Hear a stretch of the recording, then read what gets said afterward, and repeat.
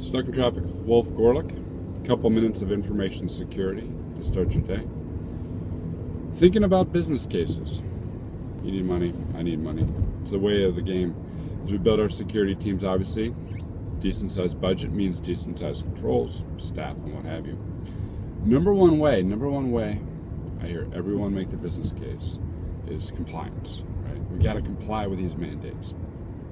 And I'm not going to lie, there's a time when I was a younger man, and I too got some money off of complying with Sarbanes-Oxley.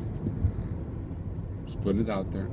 I was on YouTube. People are going to play it back, and I'll be like having egg on my face, and I have to have a confession with you. But be that as it may, compliance as a business case seems like a good idea at the time, right? Because they have to comply. The business has to do something. And of course, at least year one, that's where you can get a big check. And that's oftentimes what you hear. Well, the business didn't do anything until we had to comply with X. And then I was able to get my DLP, my firewall, my vulnerability management program, my SIEM, whatever it may be. Awesome, good. However, the challenge is not necessarily year one. The challenge is years 2, 3, and 4, right? By making our business case on compliance, we've automatically set the mindset that security is something that is a cost and a cost to be managed. And what does that mean? That means every single year they're going to be looking for cost reduction.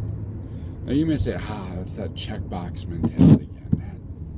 Those dang people with their checkbox mentality. If only they got it. Well, let's be frank. When was the last time you looked at something that you saw as utility and you went, I should be paying more for that? My energy bill, they do a great job. I keep the lights on. I want to pay more for that.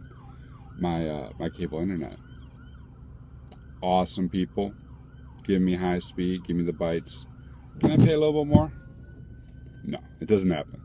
So the upside of compliance, immediate budget, you have a bigger lever, you can get things done.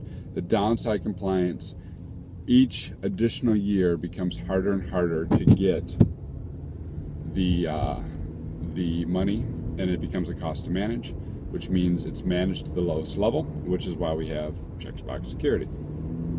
All right, so next couple of mornings I'm going to look at a couple different business cases, things that we don't necessarily talk about as often as compliance, but ways that I think are a little more sustainable in terms of getting budget and getting resources. Have a good one. Cheers.